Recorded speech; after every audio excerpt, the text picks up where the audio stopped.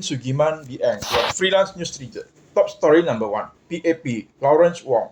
The upcoming general election in 2025 will be a high-stakes one, and Singapore risks ending up with much weaker government if there is just a modest swing in popular votes against the ruling party, said Prime Minister Lawrence Wong.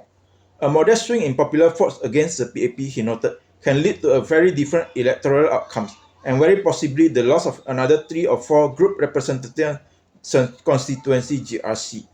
Prime Minister Lawrence Wong issued a rallying cry for the party rank and file. He called on them to be front and center working on the ground, see activists being more upfront in engaging citizens, explaining policies and soliciting feedback and ideas. To do this, they would need to have a clear grasp of party manifesto and how it translates to government policies beyond usual grassroots connection. While the core value and fundamentals will never change, Singapore has to adapt to a new circumstance and the evolving need of society. 4G team embarked on Forward Singapore exercise. Since then, big moves made in the past year include H-Well Singapore, the Majula package, enhancement to Skill Future, and changes to housing and education system.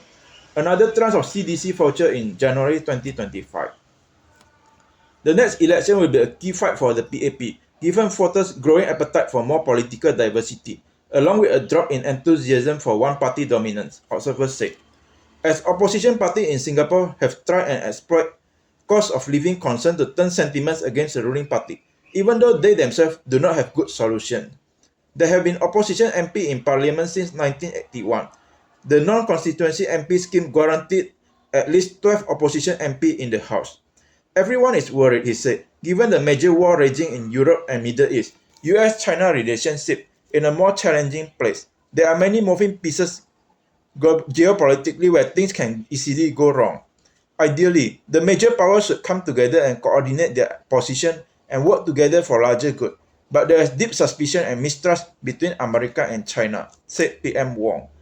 These are the realities of the world we live in, and these dynamics will be with us for some time. Indeed, quite a few foreign leaders whom I met have expressed their astonishment at how uneventful our transition was, he said.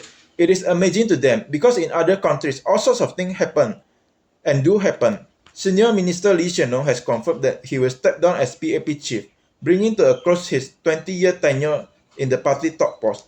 He intends to remain in the CEC where he could play a supporting and advisory role. This means that he will neither be the first responder or the final decision maker in the party top body or in the cabinet.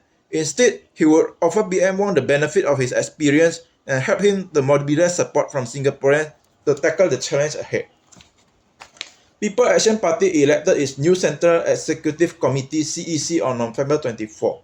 Among those voted to the party's top decision-making body are Prime Minister Lawrence Wong, Senior Minister Lee Hsien Loong, Deputy Prime Minister Heng Swee Keat.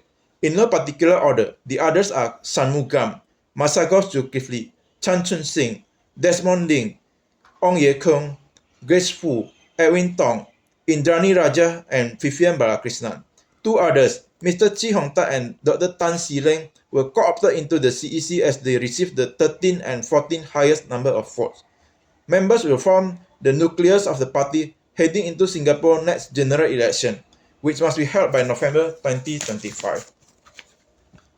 The office bearers who will be most closely watched are the first and second Assistant Secretary General. The appointment signals strongly who PM Wong Direct Lieutenant will be in the years ahead.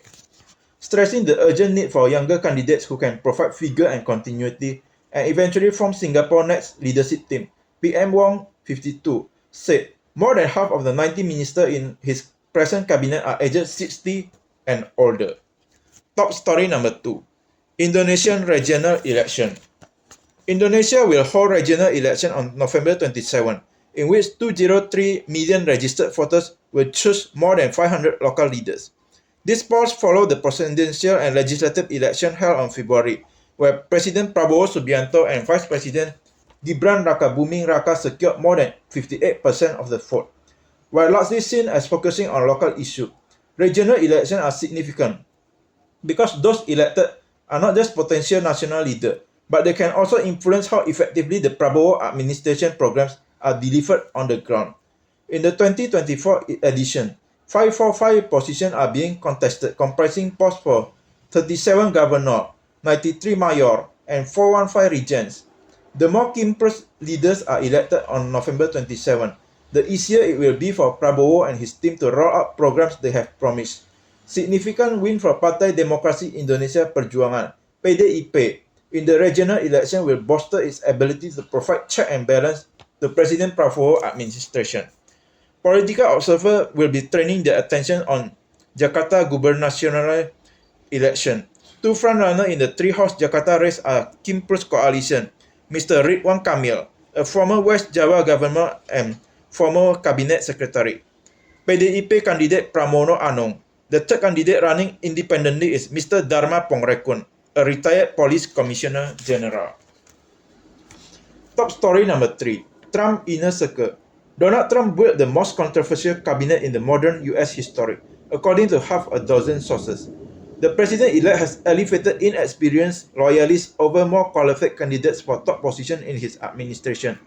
Two candidates, Mr. Trump Jr. championed may face rocky confirmation process in the Senate. Mr. Robert F. Kennedy Jr., whom Trump plans to nominate as the top US health official, and Ms. Tulsi Gabbard, whom Trump plans to nominate as intelligence chief.